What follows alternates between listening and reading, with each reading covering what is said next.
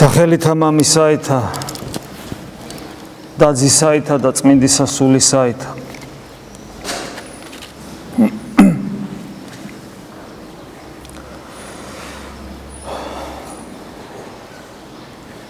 ალბათ პერიოდულად და ხშირადაც უნდა გადავხედოთ ხოლმე ჩვენს სარწმუნოებას, ჩვენ სულიერ ცხოვრებას, სულიერ ცხოვრებაში ჩვენს სიღრმეს, წვდომას,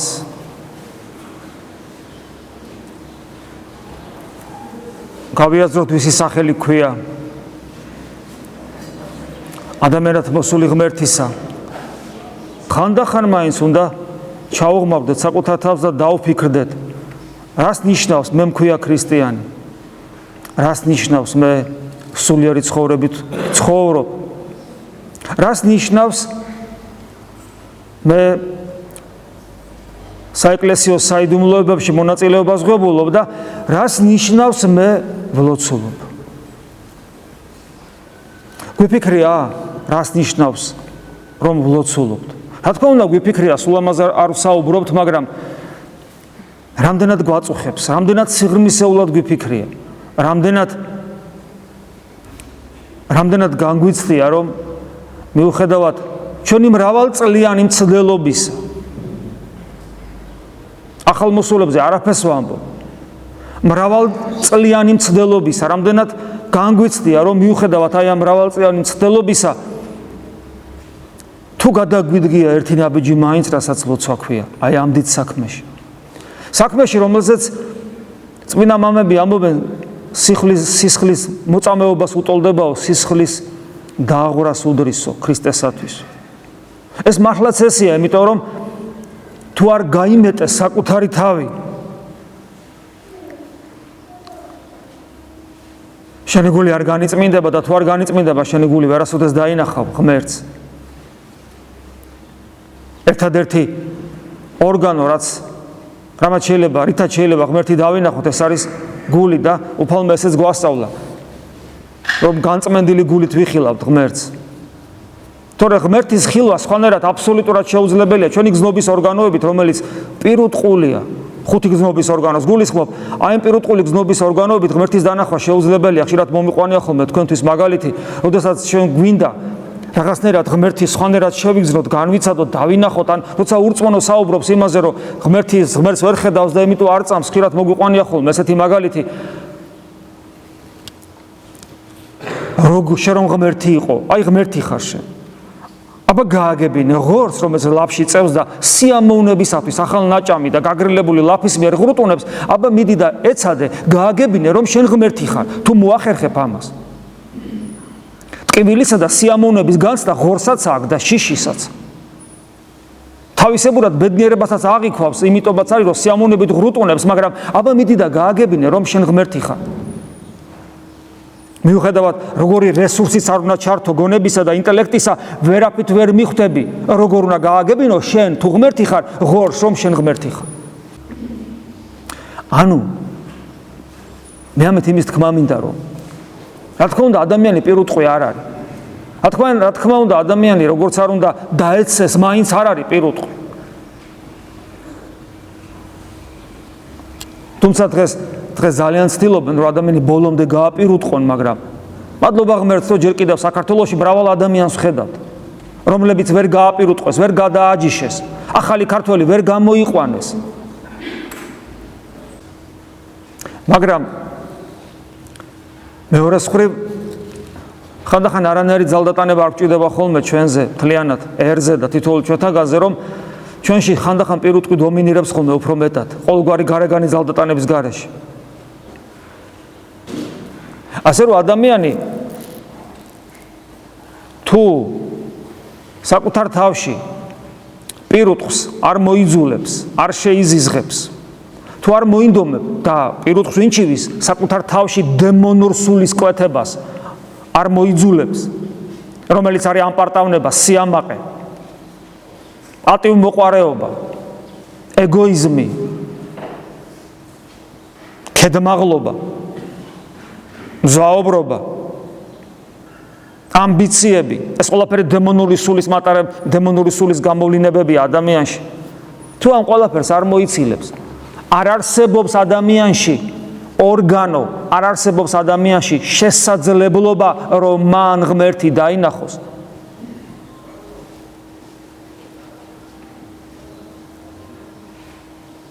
მსგავსი შეიმეცნება. მხოლოდ იმ შემთხვევაში შეიძლება ღმერთის დანახვას,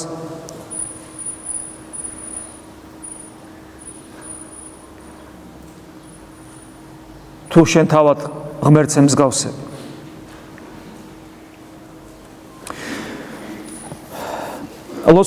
ლოცვაზე საუბრით დავიწყეთ და კიდევ ერთხელ ხაზს უსვავ, რომ ლოცვა არის ნიჭისა და ამავე დროს ისწავლება კიდევაც. ისე როგორც სიყვარული არის ნიჭიცა და ისწავლება კიდევაც. ყველაფერი ამ ქვეყანაზე რაც ღირებულია და ღირსეულია, ნებისმიერი სათნოება ნიჭიც არის და ისწავლება კიდევაც. დიდება უფალს ამისათვის ნიჭი, იმიტომ რომ ჩემში არანაირი სათნოება არ არსებობს, თავისთავად სათნოების წყარო მხოლოდ ღმერთია. და ეს ჩემთვის ნიშანია იმისათვის, რომ მე იგი ვეძებო როგორც სიკეთის წყარო.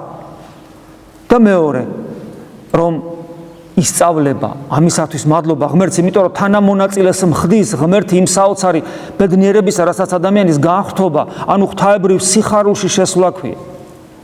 თუ ადამიანი ამგვარად არ ცხოვრობს, თუ ადამიანი ამგვარად არ ფიქრობს, აუცილებლად დგება ეს გადაგვარების გზაზე. აუცილებლად ეს გადაგვარება, რამისეთი გადაგვარება კი არა, რქები კი არა მოუვა და კუდი და ჩლიქები კი არ გამოეზდება და კლანჭები, არამედ უბრალოდ იცხოვრებს დემონური სულისკვეთებით, შინაგანად და გარეგანად პირუტყვივით, არც მეტი, არც ნაკლები. მაგრამ ის შეიძლება ჩვეულებრივად საზოგადოებაში იმგვარი მიმიკრია აქვს ესეთ ადამიანს, რომ ვერც კი გაარჩევ ხანდახან სათნო და კეთილშობილი ადამიანისაგან, აი ამაში მას დემონური სული ეხმარება, რომელიც ყოველთვის ნიღაბს იკეთებს. რაც შეეხება ჩვენს ცხოველურ ბუნებას, რომელიც გაკეთილშობილებული უნდა იყოს ჩვენი საოცარი სულიერი და ქრისტიანული ცხოვრებით,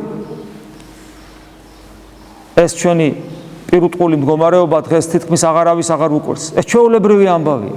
ესე ვცხოვრობთ და მორჩა და გათავთ. მაგრამ აი აქ მოვდივართ ჩვენ და არ შეგვიძლია რომ დღეს როგორც სახარებაში ამოვიკითხეთ, არ უნდა შეგვეძლოს.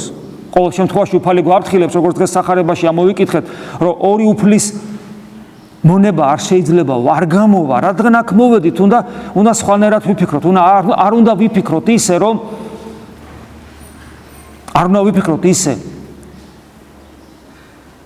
რომ ამით უფრო და უფრო დავცილდეთ ღმერთს. არ უნდა ვიფიქროთ ისე და იმგვარად, რომელიც ჩვენში იმგვარად გადააგვარებს სიწმინდის აღქმის უნარს, რომ ვეღარაფერს ვეღარ დავინახავთ, ვეღარაფერს ვეღარ მივხვდებით.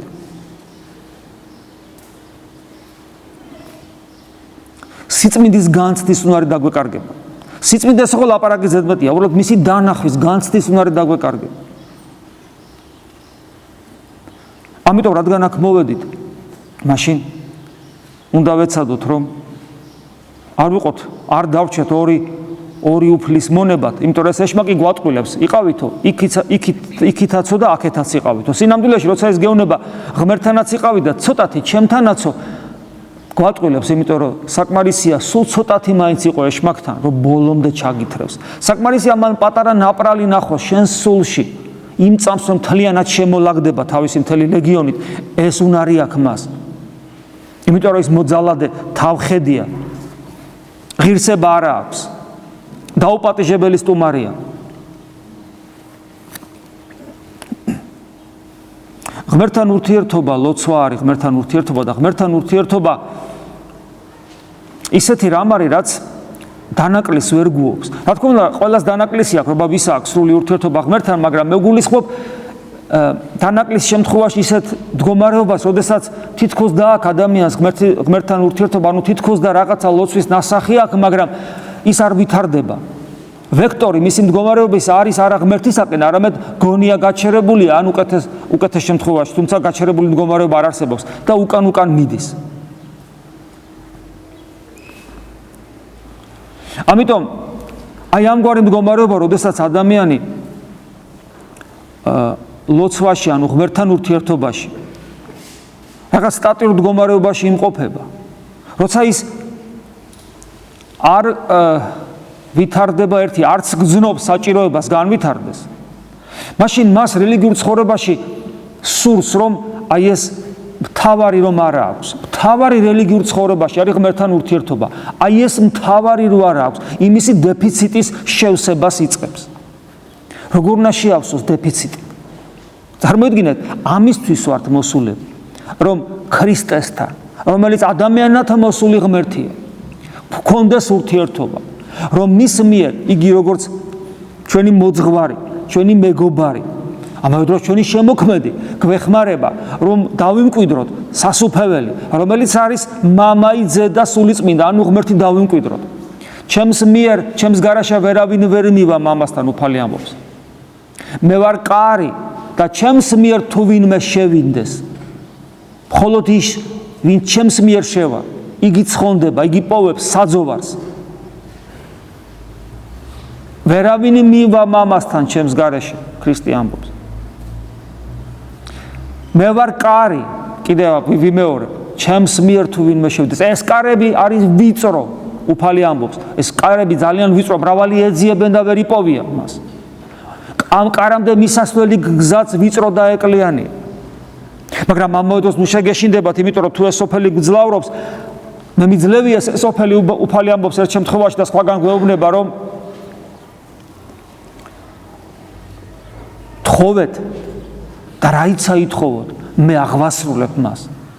რა თქმა უნდა, სიკეთე უნდა ითხოვოთ. და ჩვენ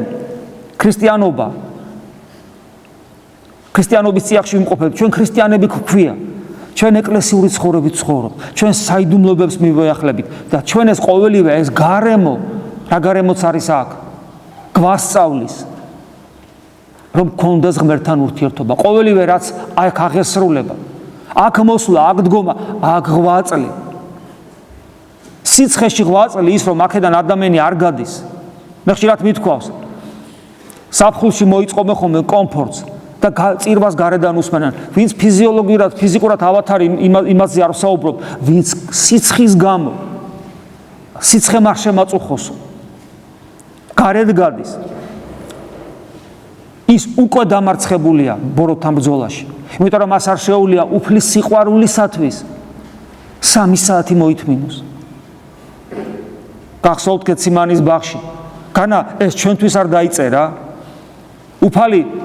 უფალი წუხს, უფალს ტკივა, სული ტკივა უფალს და ცოტა ხანი ვერ იღვიძეს, ვერ იფხიზლეს მოციქულებმა მასთან ერთად.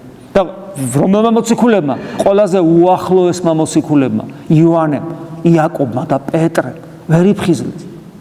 უფალი მათ და ჩვენ გვასწავლის, ხორცი უძლურია, ხოლო სული გულმოდგინია. ხოლო როდესაც ჩვენი სული ხორცს დაუთმობს და ხორცის ჭკუაზე გაივლის, ადამიანი უკვე წინასწარვე დამარცხებულია, ისე როგორც მოციქულები იყვნენ დამარცხებულნი. და პეტრეს დამარცხება კიდე ყველაზე საშინელი იყო. საშინელი იყო პეტრეს დამარცხება. პეტრეს დამარცხება ისეთი საშინელი იყო, რომ შეიძლება იუდას დამარცხებასაც კი შეადარო. იუდამ უფალი გასცა. მაგრამ როდესაც იხილა თუ რა დღეში აგდებენ უფალს, შეინანა, ოღონ არა ქრისტიანული სინანულით. იმიტომ რომ ქრისტიანული სინანულია, როცა შენ ზემოთ ღმერთს ხედავ, ხოლო ადამიანური სინანულია, როცა შენ ზემოთ ვერავის ვერ ხედავ, შენი თავია უმაღლესი ფასეულობა. ამიტომ იუდას სინანული ადამიანური იყო. იგი ზეცას არ წდებოდა. უმაღლესი ღირებულება იუდასათვის თავად იუდა იყო. და როცა საკუთარი თავის უღირსება დაინახა, ვერ აიტანა და საკუთარ თავს სიცოცხლე მოუსწრაფა. მაგრამ მეორე მხრივ, რა თქმა უნდა ეს სინანული ამიტომ არ იყო შედეგიანი მისი, მაგრამ ნახეთ როდი შეინანა, როდესაც დაინახა მის გამცემლობას, რა შედეგი მოყვა, როცა დაინახა, რომ უფალი უნდა აწამონ. ხოლო პეტრეს თვალწინ უფლის წამება დაწყებულია, მას დასცინიან, ცემენ, ანერწყვებენ. და პეტრე ამბობს, მე მაგ კაცს არ ვიცნობ. ხედავთ რა მძიმეა პეტრეს დაცემა. და საიდან მოვიდა ეს დაცემა? აი იქიდან თუნდაც გეციმანის ბაღიდან. როდესაც უფალი წუხს რაღაც განსაკუთრებულ მდგომარეობაშია, რომელიც მოციქულებს მანამდე არ უხილავ და ძილმა თვალები დაუმძიმა. განვიკითხოთ ისინი რა თქმა უნდა არა, იმიტომ რომ ჩვენ არ ვიცი საკუთარ თავზე როგორები ვარ. მაგრამ უფალი მათ და ჩვენ გვასწავლის, რომ სული გულმოდგინეა და ხორცი უძლური. როცა აქ ადამიანს ცხელა და გარბის და მე ადრეც მithქვავს. შედალოცულო შეხედე მოძღვრები როგორ არიან ჩაცმულები. და ისინი მსახურებენ. წარმოიდგინეთ ყველამ რომ ესე იფიქროს, რომ იცი რა, ცხელა და გავიდეს და ერთხელაც შემოტრიალ და მოწყაჩვილი არ დახვდა. მაშინ ვისთვის წირავს?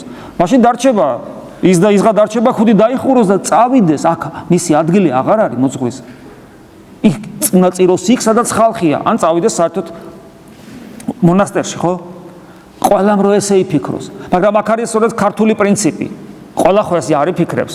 მე გავედი და ვიფიქრე. მე კიდევ ვიმეორებ ამას განკითხვისათვის არ მოფ ეს დაემართათ მოციქულებსაც, მაგრამ უფალი გვასწავლის კიდევ ვიმეორებ, სულია გულმოდგინე, ხორცი უძლურ, აქროდ გახარდა ხორცის ჭკუაზე გაივლი, ხორცი უძლურია და გაგიყვანს გარეთ. გაგიყვანს გარეთ. არა მარტო გარეთ გაგიყვანს, არამედ შენი ზმანებებში და ოცნებებში საერთოდ სხვაგან წაგიყვანს. სუფრაზე დაგსვავს, წყალში გალივლივებს და ასე შემდეგ და ცოდვას ჩაგადენინებს. სულია გულმოდგინე. აქროდ გახარ, სული ჭკუაზე უნდა იარო და არა ხორცისა. ეს ელემენტარული რაღაცა, რომელიც არასოდეს არ უნდა დაგვავიწყდეს. და თუ მცირედ საშინა ერთგული არ იქნები, დიდსაზე და ვით დაგადგეს, როგორც უფალი ამბობს, ეს მცირედია. თუნდაც ჯოჯოხეთს რო შეადარო. რა შედარებაა ახლა ადამიანი იტყვის, მაგრამ ჯოჯოხეთის სიმხურვალეს რო შეადარო, აქაური სითბო. გნებავ ციცხე. და ჯერ ესეთი რა ერთგულება უნდა ეხლა აქ რო 3 საათი გაძლო, არც არაფერი. ხვალე რა ვიცით რა დაიდგება. დღეს ვხედავთ როგორი მდგომარეობა ადამიანებს, ისე აქვთ ცნობიერება წაშლილი, რომ შეუძლიათ რომ კაზრებს ლივტები მიადგან და გუმბათის მაგივრად საჩვენე პანორამული რაღაც ხედების დასათვალიერებელი ადგილი გააკეთონ. ამ დონეზეა ქართველი კაცი დღეს დაცემული და ამაზე რეაქცია არ აქვს. დღეს ძალიან ცუდი დროა. ხოლმე შეიძლება ქრისტიანების დევნაც კი დაიწყო. ადამიანი რომელიც ტაძარში სიცხეს ვერ უძლებს, დევნას გაუძლებს. განა მაშინ თუ ხორცელად იცხოვრებს, ხორცი რა მაშინ განა მით უმეტეს მეტ უძლურებას არ გამოავლენს. სულია გულმოდგინე და სული ჭკუაზე იარეთ უფალი გვეუბნება. ოღონ არა იმ სულის, რომელიც დემონური ამპარტავნებით, პატივმოყვარეობით, ეგოიზმით, ქედმაღლობით, მზვაუბრობით, განდიდების და მბრძანებლობის მანიით არის შეპყრობილი. მე ვაროთ და ჩემი გუდანაბადი არამედ იმ სულით, რომელიც ქრისტეს სულთან თანაზიარი იქნება. შვიდ ვარ და მდაბალ გულით. ვისაც ეს არ მოსწონს, გადავიდეს სხვა სარწმუნოებაში, მაგალითად ისლამში. ან სხვა, რა ვიცი, 1000 სარწმუნოება არსებობს. იმიტომ რომ მხოლოდ ქრისტიანული სარწმუნოება ისეთი უცნაური, სადაც ჩვენ გვაქვს საოცარი მაგალითი, რის გამო ჩვენ ხშირად დაგწინოდენ, რის გამო ჩვენი არეშინიათ. მეგონი ქრისტიანობა ერთადერთი რელიგია, რომლისაც არეშინიათ. ისლამს გაუბედავენ, ან იუდაიზმს იმას, რასაც ჩვენ გვიბედავენ ხოლმე, თუნდაც აქ ძირძველ ქრისტიანულ ქვეყანაში. რას გვიბედავენ, როგორ გვექცევიან? ისლამს გაუბედავენ, თუნდაც არა ისლამურ ქვეყანაში. იუდეველებს გაუბედავენ, თუნდაც არა ისრაელში. ვერ გაუბედავენ ამას. ჩვენ გვიბედავენ. რატო გვიბედავენ? ერთ-ერთი მიზეზი, იმიტომ რომ აი მას ჟამსაშინა, როცა ის ჩვენი უწმინდესი მეუფე დედამიწაზე მიყოფებოდა, მას ცემდნენ, აფურთხებდნენ, ურტყავდნენ და დასცინოდნენ გვიწინასწარმეტყველო, ვინ დაგარტყაო და იგი ხმას არ იღებდა. მუჰამედს ვინ გაუბედავდა ამას? ან რომელიმე იუდეველ რაბინს ვერავინ ვერ გაუბედავდა ამას. ქრისტეს გაუბედეს და მეტი კი არა, მერე მოკლეს კიდევაც. აი, ქრისტიანობა ეს არის სწორედ, რომ არა სხვების, არამედ ქრისტეს მიმდევარი ხარ. ქრისტეს სახელი ქვია. და შენ თუ არ გააცნობიერე ეს რას ნიშნავს? რა ძალა აი ამ საოცარ სიმდაბლეში, რომ ჩვენი ხელით ღმერთი გაილახა. რა და მოიკლა რა და შეურაცხყოფილი იქნა რა ძალა ამ სიმდაბლეში და შენ რას გავალდებულებს ეს თუ გააზრებული არ იქნა. და მთლიანობაში თუ იგი რომელიც მას ჟამს აშინა ესე იგვემა და შეურაცხყოფილი იქნა ადამიანთაგან დღესაც ჩვენთან არის და თუ ამის არ აღწამს ხო ქრისტიანი არ ახარ ხოლო თუ ამის გწამს და ამის რწმენის საფუძველი მრავალი რამეა და მათ შორის სიტყვები რომ მე თქვენთანა ვარ ამ სამყაროს აღსასრულამდე და თუ გწამს ის შენთან არის მაშინ აბსოლუტურად ლოგიკურია რომ შენ მასთან ურთიერთობას ეძებდე და ყოველი წამი და რა თქმა უნდა წუთი დღე საათი და დღე დაკარგულად უნდა მიგაჩნდეს როცა შენ მასთან არ ახარ იმიტომ რომ ის ყოველთვის არის შენთან წარმოიდგინეთ ქრისტე ყოველთვის შენთან არის ვერ შეურაცხყვეს და ვერ მოკლეს სინამდვილეში ის ყოველთვის შენთან არის და თუ შენთან არის და რადგან შენთან არის შეიძლება რომ შენ მასთან ურთიერთობას არ ეძებდე და მე გეკითხები როცა შენ ქვია სახელი ქრისტესი ქრისტიანე ქვია ეშმაკმა ეს იცის და გიყურებს რა ნერვებოშტილია იმიტომ რომ ჯვარზე რომ აღესრულა უფალი ეგონა დავასრულეო მაგრამ ვერ დაასრულა იქვე ავაზაკი შევიდა სასუფეველში ცოტა ხანში სტეფანე ზუსტად იგივე სიტყვებს ამბობს მიუტევეო მამაო რამეც არ იციან რა საკეთებენო უცებ პავლე გამოჩნდა პეტრეს ხომოციქულები რომლებიც უფრო მეტ სასწაულს ახდენენ ვიდრე თავად უფალი ახდენდა გაოგნდა გაშტერდა დემონი ეშმაკი ეგონა დავამთავრეო და ვერ დაამთავრა ერთი მოკლა ჯვარზე და ის ერთი გამრავლდა ათასობად, 100,000-ად, მილიონებად იქცნენ და ყველას იგივე სახელი ქვია ქრისტე, ქრისტიანი. და შენც რომ ქვია 21 საუკუნეში ქრისტიანი. როგორ ფიქრობ შენზე არ ბობოქრობს ისე, როგორც უფალზე ბობოქრობდა.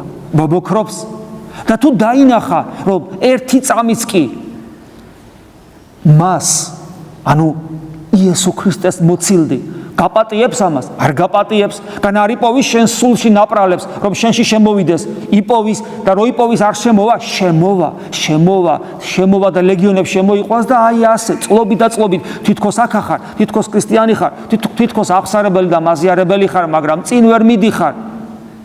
ლეგიონები და ლეგიონები ყავს შიგნიდან იმიტომ და ყავს იმიტომ, რომ ქრისტიანი შედალოცვილო, ვერ ხვდები რომ ეს როგორი ამბიცია, მე ქრისტიანი ვარ, რას ქვია ქრისტიანი ხარ? და თუ ქრისტიანი ხარ, ქრისტესთან რო არ ახარ, ამას ვინ გაპატიებს? და არც გპატიებს. და იმიტომაც ვართ ეგრე როგორც ვართ, რასაც გევართ, ხომ ხედავ?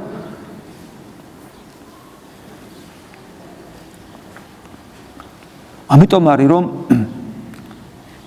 როცა ჩვენ ლოცვაზე ვსაუბრობთ, ეს ჩვენთვის როგორი თემაა, იცი, აი სადღაც რაღაცა. არა და ლოცვა რა არის სინამდვილეში? ყოველ წამს ხედავდე შენი გულით, ოღონდ ეს გული სიწმინდისკენ უნდა ისწრაფოდეს, ყოველ წამს ხედავდე მას შენს გვერდზე, შენთან და შენში. და ყოველ წამს მასთან ურთიერთობა გქონდეს და აი ამ ურთიერთობას ქვია სწორედ ლოცვა. თუ შენთან, შენს გვერდზე და შენში მას ყოველ წამს ხედავ და მასთან ურთიერთობა გაქვს, მაშინ სულ ლოცვითი მდგომარეობაში ხარ და სწორედ იმ მდგომარეობაში ხარ, პავლე მოციქული რომ ამბობს, მოუკლებლი ვილოცვიდეთო. და ამას შედეგად, რა თქმა უნდა, მარადის გიხაროდენი აქვს, როგორც პავლე მოციქული ამბობს და სულის დუღარება თავისთავად ცხადია. და მაშინ თუ ესე ხარ, მაშინ უკვე ამ ქვეყანაზე მოსიარულე წმინდანი ხარ და ესე რომ არ ახარ, ესე იგი ეს ნიშნავს რომ შენ ვერ განიცდი შენს გვერდზე, შენთან და შენში მის მყოფობას, არა გაქვს მასთან მუდმივი მარადიული ურთიერთობა. ანუ არ ლოცულობ და ვერ ლოცულობ. მაგრამ ამავე დროს ქრისტიანი სახელი ქვია და ეს დეფიციტი ღმერთთან ურთიერთობისა რაღაცით ივსება, იმიტომ რომ ადამიანი როგორც ჭურჭელი ისია და ეს დეფიციტი ივსება დემონური და პირუტყული მდგომარეობით. რომლის სახენის სამწუხაროდ ჩვენავა. ღმერთთან ურთიერთობის დეფიციტი. განსაკუთრებულად ეს ურთიერთობა თუ არ არის ისეთი როგორიც უნდა იყოს, განსაკუთრებულად ვლინდება როგორ ივსება ის ვისაც მიეცა მეტი მოეთხოვება, ამიტომ სასულიერო პირებში. სასულიერო პირებში განსაკუთრებულად ვლინდება ის შემავსებელი, რითაც ივსება ჩვენი ქრისტესაგან დაცარიელებული სული. ერის კაცებშიც ვლინდება და რა თქმა უნდა სასულიერო პირებშიც პირველ რიგში. როგორც წეგან გითხარით, ეს ამბიციურობა და მზვაუბრობა. იერარქიაშია სასულიერო პირი და ეს ვლინდება კარიერიზმში, ტრანსფორმირდება კარიერიზმში და უფროსობის სულით. გავიწყდება რა? იერარქია სინამდვილეში რას ნიშნავს? ვისაც უფროსობა უნდა ყველას მსახური იყოსო და იერარქიის სათავე პირამიდის წვერი სინამდვილეში ეს პირამიდა ქრისტიანობაში ამოტრიალებულია და იმ წვერს მთელი დანარჩენი უჭირავს. ეს არის ქრისტიანული იერარქია. ფეხების დამბან, რომელიც ფეხებს ბანს დანარჩენებს, რომელიც კლდება დანარჩენისათვის. ეს არის უფროსობა და კარიერა ქრისტიანობაში. მაგრამ ამის ტრანსფორმაცია ხდება. ეს ყველაფერში ვლინდება, განსაკუთრებულად კიდევ ვიმეორებ იერარქიაში ვლინდება. როდესაც იერარქიაში მყოფი ადამიანი დირექტორობას იწყებს, უფროსობას იწყებს, ზვაუბრობით და ქედმაღლობით გაჟღენთილი. ესეთები ვართ ჩვენ, იმიტომ რომ ის დეფიციტი აუცილებლად შეივსება. ეშმაკს ეგ დაემართა, მეტი კი არაფერი. ეშმაკი ქერუბიმი იყო უმაღლესი ტრიადის ანგელოზი იყო. და როდესაც ის ღმერთს დაცილდა, როცა ის მისი შიგთავსი ღმერთისაგან დაცარიელდა, ნახეთ რითი აივისო იმით, რასაც დღეს დემონური, სატანური, ანუ ზვაობრული, ამპარტავნებით გატენილი და სასოწარკვეთილი სული ქვია. ეს რა თქმა უნდა ვლინდება სიმკაცრეში, ქრისტიანულად რიგორიზმი რასაც ქვია. ყველაფერში სიმკაცრე, წესებზე აქცენტი, კანონებზე აქცენტი. მამხილებელი სული. ხილება აუცილებელი, მაგრამ სხვა არის მამხილებელი სული, რომელიც ადამიანს ჩაგრავს, რომელიც ადამიანს ტკენს, არა იმ ტკენით, რა ტკენითაც თქვა მოსიყვარულე პაციენტის მოსიყვარულე ქირურგი ტკენს პაციენტს. არამედ იმ სულით, რასაც წეგან საუბრობ. ესე დროს, როცა ადამიანი ქრისტიანი ზოგადად ნებისმიერი ერის ადამიანი და რა თქმა უნდა უფრო მეტად სასულიერო პირი, როცა ეს ურთიერთობის დანაკლისია ღმერთთან, მაშინ ასეთ ადამიანის ღვაწლში და ქრისტიანობა ხო ღვაწლია, მარხულობთ, ლოცულობთ, წირვაზე ვდგავართ, მეტნაკლებად ცუდები ვართ, კარგები ვართ, ცარიელები, სავსები, ღვაწლი ყველა შემთხვევაში გვაქვს, მაგრამ რითია ეს ღვაწლი სავსე? რითი? ღვაწლი ყველაფერს ჭირდება, სპორტსმენობას, ხელოვნებას, პოლიტიკას, მეცნიერებას, ყველაფერს ჭირდება ღვაწლი. რითია ეს ღვაწლი სავსე? რითი უნდა იყოს და რითი ხდება ქრისტიანული ღვაწლი სავსე? როდესაც ადამიანი ღმერთთან ურთიერთობის დანაკლისს განიცდის და ამავე დროს თან ქრისტიანული ცხოვრებით ცხოვრობს, ასეთი ადამიანის ქრისტიანული ღვაწლი საკუთარი ნებით და საკუთარი განსაკუთრებული აქტიურობით ივსება. საკუთარი ნება და აქტიურობა. აქტიურობა არაც იმ კაი გაგებით, რომელიც აუცილებელია. არამედ სხვა ცუდი გაგებით, აქტიურობა, რომელიც პატივმოყვარეობიდან, ამპარტავნებიდან იკვებება, უფროსობის სულიდან იკვებება. საკუთარი ნებით, რომელიც დაცემული ბუნების ნება. კი, რა თქმა უნდა, მე ვამბობ პერიოდულად იყავ ნება შენიო, მაგრამ ეს არაფერს ნიშნავს, სიტყვის მასალად ვამბობ, არსობრივად ღვაწლში, ჩემს ქრისტიანულ ღვაწლში, ჩემი ნება და ჩემი ეს პატივმოყვარეობით ნაკვები აქტიურობა წარმოჩინდება, რომლებიც დომინირებენ ღმრთის ნებაზე და უფალს მინდობაზე, მინდობილობაზე უფალს უნდა მივენდოთ, აი ამ ყველაფერზე დომინირებს. გახსოვთ, სიტყვები დაუთმე უფალს. მიუტევე უფალს აზრუნვაი შენ და მან გამოგზარდოს შენ. ანუ უფალზე მინდობა, უფალზე მინდობის დაკარგვა.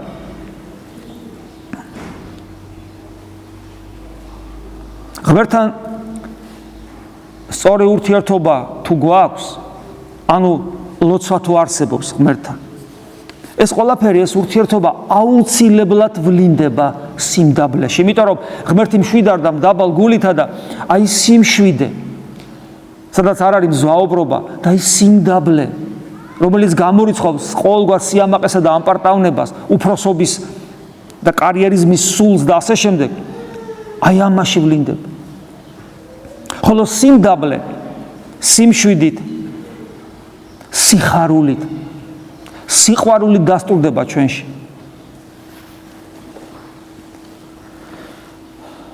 და რა თქმა უნდა, სიმდაბლეში განიცდება ის საოცრება, რასაც თავისუფლება ქვია. იმიტომ რომ ადამიანი როგორც კი სწორი ურთიერთობას ამყარებს უფალთან და ეს სწორი ურთიერთობა აუცილებლად, როგორც გითხარით, ვლინდება სიმდაბლეში, ხოლო სიმდაბლე თავის მხრივ სიმშვიდით, სიხარულით, სიყვარულით, სხვადასხვა სათნოებებით დასტურდება და ამავე დროს თავისუფლებითაც დასტურდება. იმიტომ რომ სადაც არის ღმერთი, იქ არის სული თავისუფლებისა, შეიცან ჭეშმარიტება და ჭეშმარიტება გაგანთავისუფლეთ თქვენ და თავისუფლება, რომელიც სულს ყოველთვის წყურია ისე, როგორც ირმებს წყაროს წყალი, როგორც ფსალმუნებშია, რომელიც მე საოცრად გაამშვენა ჩვენმა დიდმა გალაქტიონმა, აი ეს მოწყურებული სული, თავისუფლებას მოწყურებული სული დაეწაფება რაიმე ანკარო წყაროს მადლისას, სადაც თავისუფლების წყარო მოსჩქებს. თქვენ წარმოიდგინეთ, რა ბედნიერი ხდება მაშინ ადამიანი. და ადამიანი თავის ამ ერთ-ერთ ყველაზე მნიშვნელოვან და აუცილებელ იმ თვისებას, რომლის გარეშეც, მოდი ესე ვთქვათ, ადამიანი ვერ იარსებებს, თავისუფლებაზე ვსაუბრობ. იმიტომ რომ პიროვნება თავისუფლების გარეშე არაფერს არ წარმოადგენს. პიროვნება მხოლოდ მაშინ არის რეალიზებული, როცა ის თავისუფალია ყველაფრისგან, მათ შორის საკუთარი დაცემული ბუნებისგან, საკუთარი ხორცისგან, საკუთარი სულისგან, მას შეუძლია საკუთარი ხორცი და სული მსხვერპლად შესწიროს მოყვასის და ღმერთის სიყვარულს, სამშობლოს სიყვარულს და შესწიროს არა ისე შიშით, არ ტკივილით, არამედ სიხარულით შესწიროთ. სიხარულით მისაცემელი უყვარს უფალს, როგორც წმინდა წერილი გვასწავლის. აი ეს თავისუფლება არის საოცარი იარაღიცა და ამავე დროს შესაძლებლობად იმისა, რომ შემდგომში ადამიანი გაიზარდოს. ჩვენ ხშირად გონია, რომ თავისუფლება იმიტომ მოგვეცა, რომ არჩევანი გავაკეთოთ ბოროტსა და კეთილს შორის. ეს არის როგორი დაბალი დონე, იცით ამას განსაკუთრებულად ახლა ქრისტიანული გულმხურვალე სულიერებაც კი არ ჭირდება. ათეისტია, ისიც კი არჩევს კეთილს და ბოროტს. თუმცა ძალიან ხშირად არის ხოლმე ისე, რომ ადამიანი კეთილს და ბოროტს იმის მიხედვით არჩევს, რა სიამოვნებს და რა არ სიამოვნებს. ისე როგორც ცხოველიც არჩევს კაი და ცუდ საჭმელს. თუმცა ათეისტი რომ არის ადამიანი, ეს არ ნიშნავს იმას, რომ იგი მართლა ცხოველს ემსგავსება, იმიტომ რომ შეიძლება ის ათეისტია სოფხედელობით, მაგრამ სული ხომ აქვს და ის სული ხანდახან საოცრად ძალას აძლევს, რომ გმირობას კი ჩაიდინოს და საკუთარი თავის გაწიროს. იმიტომ რომ ადამიანად რჩება ნებისმიერი ათეისტიც. თუმცა ის უარყოფს, შეგნებულად უარყოფს ადამიანობას, მაგრამ მაინც ადამიანად რჩება. მაგრამ კიდევ ვიმეორებ, ადამიანს არ მიეცა თავისუფლება მხოლოდ იმისათვის, რომ განარჩიოს ბოროტი და კეთილი. ეს მარტივია, ეს ძალიან ადვილია. და თუ ჩვენ ამ დონეზე დავრჩებით, ანუ იმ დონეზე დავრჩებით, ხოლო თავისუფლება აი ამაში გამოვიყენოთ, სად არის კეთილი და სად არის ბოროტი. აჰა, ბატონო, მოვედით ჩვენ სიკეთეში ვართ, ქრისტიანობაში ვართ. ამაზე მეტი კეთილი რა გაგვინა და მორჩა? არჩევანი გავაკეთეთ უკვე? თავისუფლება უპირველეს ყოვლისა ჩვენ მოგვეცა არა იმდენად იმისათვის სიკეთე ბოროტებისაგან გავარჩიოთ, ეს მარტივია და ამას ადვილად ვახერხებ. არამედ თავისუფლება უპირველეს ყოვლისა მოგვეცა და ყოველ შემთხვევაში ჩვენ უნდა გამოვიყენოთ უპირატესად იმისათვის, რომ გავაკეთოთ არჩევანი სიკეთესა და უკეთეს შორის. არ იფიქროთ, ეს რაღაც ესეთ ბანალური ჭეშმარიტებაა. ეს თვალთ მასე არ არის. ჩვენ სიკეთე გვაქვს და ვიმყოფებით ეკლესიაში. ეს არის სიკეთე. ვართ აღსარებელი, მაზიარებელი, ქრისტიანებად, ქრისტეს მოწაფეებად მოვიაზრებთ საკუთარ თავს, ვცდილობთ ჩვენ ცოდვებს ვებრძოლოთ, ვაღიაროთ და ასე შემდეგ და ასე შემდეგ. ლოცვებს რაღაცნაირად ვახერხებთ, ვკითხულობთ, კანონებს აღვასრულებთ. თუ ჩვენ არ გვექნება უნარი, რომ გავაკეთოთ არჩევანი სიკეთესა, სიკეთეა ეს, მაგრამ უმჯობეს შორის, მაშინ ჩვენი პროგრესი ნოლის ტოლია. და ჩვენ არ განვითარდებით. როგორც არ უნდა ისეთ მდგომარეობაში არ უნდა იყო, ისეთ როგორც არ უნდა კეთილ მდგომარეობაში იმყოფებოდე, მაინც ეს არ არის საკმარისი, ჩვენ ხო ვიცით, ჩვენ უმჯობეს უნდა ვეძებდეთ, უმჯობესსაკენ უნდა ვისწრაფოდეთ. ჩვენ უნდა გქონდეს შინაგანი სტიმული, სურვილიც უკეთესობისაკენ. იმიტომ რომ ჩვენ არასოდეს არ უნდა გვაკმაყოფილდეს, ჩვენი არჩევანი ესეთი უნდა იყოს, არ უნდა გვაკმაყოფილებდეს ის სიკეთე, რომელიც მაქვს. არ მაკმაყოფილებს. ეს უკან მოტოვებულია, პავლე მოციქულს დავასესხები, პავლე მოციქული ამბობს, უკან არ ვიხედებიო მე. წინ. უკან არაფერი მესახება, მე რა იქ შეიძლება რაღაც სიკეთები იყოს, ჩემს მიერ გაკეთებული ღმერთის მადლით, არამედ წინ ვიყურებოდ. იმიტომ რომ მე ვირჩევ უმჯობეს და არა იმ კეთილს, რომელიც მაქვს. ეს ერთ-ერთი აუცილებელი პირობაა იმისათვის, რომ ჩვენ სწორედ ლოცვა ვისწავლოთ. ჩვენი თავისუფლებისათვის. იმისათვის, ნახეთ, რომ ჩვენ შესაძლებლობა გვქონდეს ბოროტი ავირჩიოთ და ვცოდოთ, ძალიან დიდი საფასურია გადახდილი. ძალიან დიდი საფასურია გადახდილი. დღეს სამოციქულოში რომელთა მიმართ ეპისტოლეში აღმოგვიკითხეს, რომ ქრისტე ჯვარს ეცვა ცოდვილებისათვის, უღმერთოთათვის ეცვა, ანუ ჩვენთვის ეცვა ქრისტე ჯვარს. ეს ნიშნავს იმას, რომ ქრისტეს ზღურის ძალიან დიდ საფასურს იხდის ჩვენ ცოდვილებისათვის.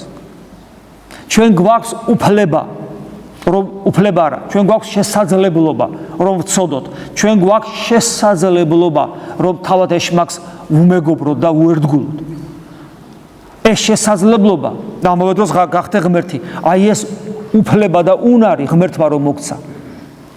ამით ჩვენ კი ვიტანჯებით, რა თქმა უნდა, მაგრამ მეორეს მხრივ, ამის გარეშე, ამ შესაძლებლობის და უფლების გარეშე ჩვენ ბედნიერებას ორასოდეს ვერ მივახცევთ. იმიტომ რომ ბედნიერება ჩვენი თავისუფალი და ღმერთად მყოფობა და ღმერთში მყოფობა ჩვენი თავისუფალი არჩევანი უნდა იყოს. მაგრამ აი ამ ჩვენ საოცარ უფლებაში თავად ღმერთმა გადაიხადა თავისთვის უმძიმესი საფასური, თვითონ მოკვდა ამისთვის. როგორ შეიძლება ჩვენ არ დავინახოთ? ჩვენ წუწუნებთ, რატომ მოგვეცავა ეს თავისუფლება, თუ ამით ვიტანჯებითო და ის მოკვდა ამისთვის. მაგრამ მეორეს მხრივ ამ თავისუფლების გარეშე შენ ვერ ცხონდები და ვერ გექნება ურთიერთობა ცოცხალ ღმერთთან და ვერ შეხვალ მარადისობაში.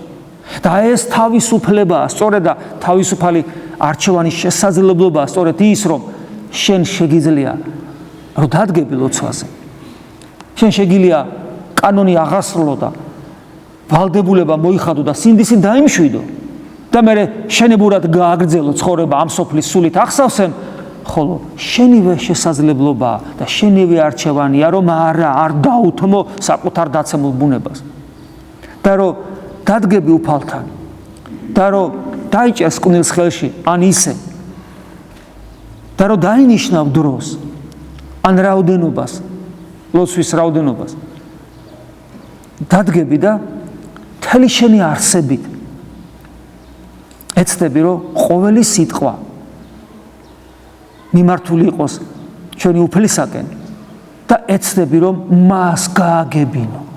მას რა თქმა უნდა ესმის, მე სხვა რამეს გულისხმობ. შენ ისე აღმოსთქვა და ისე მიიტანო, რომ მას გააგებინო. მე არ ვიცი სხვანაირად როგორ გამოვთქვა. მას ესმის, მაგრამ კიდევ ვიმეორებ, მას ბუზის ბზუილიც ესმის. მაგრამ როგორც ერთი ღვთისმეტყველი მოსწებულად ამბობს, ეშმაკიო ბუზების მეფე არისო, რომელიც ბზუიან ნაგავზე და სიბინძურეზე მიდიან. ხოლო ჩვენ ფუტკარებივით უნდა ვიყოთ. და აი ბუზის ბზუილიც ესმის ღმერთს, მაგრამ ის ბუზად რჩება. ჩვენ ისე უნდა ვთქვათ ხოლმე ლოცვა. და იესოს ლოცვაზე კიდე ისეთი გულიდან უნდა ამოვიდეს. ისეთი გულმხურვალე გულიდან, ისეთი მონანული გულიდან, ისეთი შემოსრული გულიდან, ისეთი სიმდაბლით, მაგრამ ისეთი ამავე დროს ისეთი გულმხურვალებით, შეუპოვრობით. რომ უფალმა ეს ჩვენი სიტყვები გაიგოს არა როგორც ბუზის ბზუილი, რომელიც რა თქმა უნდა ასევე ესმის, არამედ როგორც მისი შვილის, მისი მოსიყვარულე, ერთგული, თავგანწირულად ერთგული შვილის სიტყვები. უფალო იესო ქრისტე, შემიწყალე მე. და თუ ვიგზავდი რომ ვერა, კიდევ უფალო იესო ქრისტე, შემიწყალე. კიდევ ვერ ვიგზავდი რომ ვერა, კიდევ უფალო იესო ქრისტე, შემიწყალე. კიდევ ვერა, კიდე და დაუსრულებლი უკანასკნელ ამოსუნთქვამდე. ეს არის ლოცვა. ეს არის სისხლის დაღვრა ლოცვაში. ეს არის მოწამეობა. ეს არის ქრისტიანობა. მადლი უფლისა ჩვენისა იესო ქრისტეს და სიყვარული ღვთისა და მამის დაზიარება სული საწმინდისა იყოს თქვენ ყოველთა თანა. ამინ.